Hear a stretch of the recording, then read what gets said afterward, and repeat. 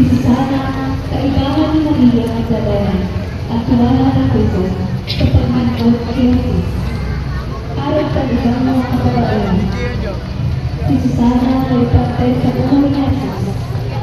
Kay si Jesus din ako, pinasakitan ang asit pinako sa krus. Si Susana yaon naman sa lugar, kaiba ang iba pang mga babaeng taga-Jerusalem.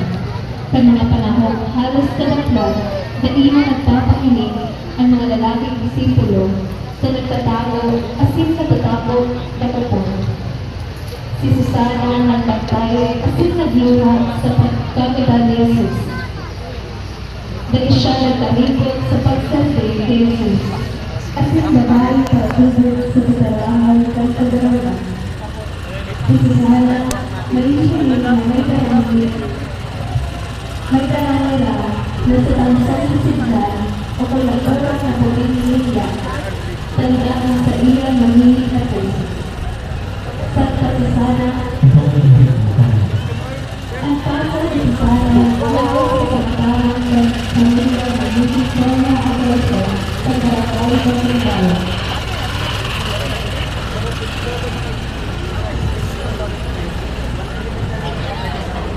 Santa Juana de Cruz. Si isang Santa Juana de Cruz, kung Santa Juana sa rock sa mga ng disipulo ni Jesus. Siya ang ador ni Cruz, sa rock na tiwala ang Herodes at Tito. Tetrarca Nicolae, tinutulog na sa rock sa Santa Juana sa mga babaeng pinawala ni Jesus sa sariling kahilangan. Siya kaubaan ang pinapangalaban, nagtabang sa pagsabi at pagkaor ng mga kinakautuhan at pag-iliban ni Jesus sa sarigang ministeryo. Huli kayo, daradari na ang sarap kaor ng mga kalumanan, tanda kaysa iyong pagtabang sa pagkaor ng mga kinakautuhan ni Jesus. Sa rotan sa Santa Juana sa namantikan ay gawad sa gusto pamikisan at krus, saksay sa paglaban ni Jesus. Asin sa gawing pagkagay, sarungan siya sa mga bagay na kuman sa ulukman, panamin yung lahigan at bangkay ni Jesus. Sarungan siya sa mga herong na nakakaawat at pagkakuliriwan ni Jesus.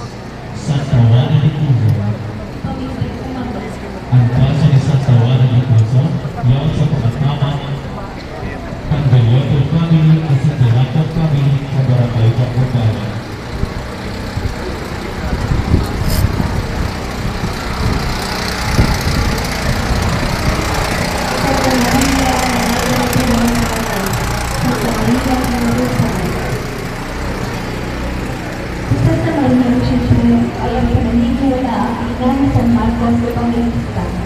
Siya ay isang mayamang babae na naninilahan sa Jerusalem at nasa hanay ng kababaihan ng lingkod at sumunod ni Jesus.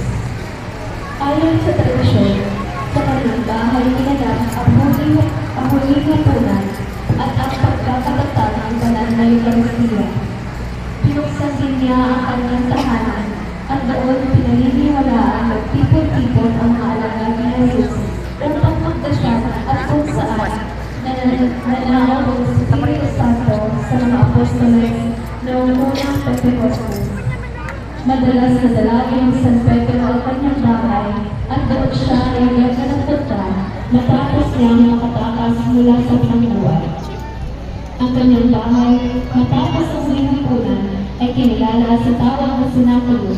Bagamat hindi madalas mabanggit ang kanyang pangalan sa kasulatan, naging malaki ang kanyang gampanin bilang isang masuwing na tagapagsindi kay Jesus.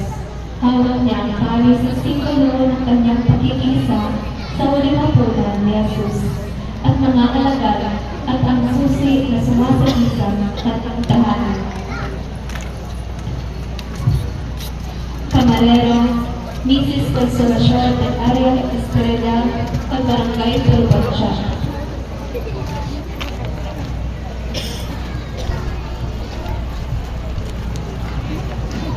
Sunod, San Lazaro de Betania. Sisay sa San Lazaro de Betania.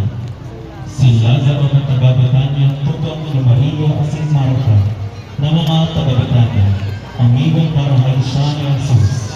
Asin pang siya magaban, tinangisan siya ni Jesus tanda iyang pagkamaro. Si Lazaro binuhay ni Juan asing binalik sa iyang mga tubag na si Maria at si Marco.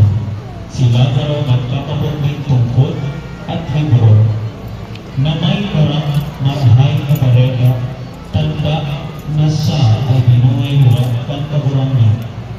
Saan ni Lazaro? Ipamigay na kami. Ang paso ni Lazaro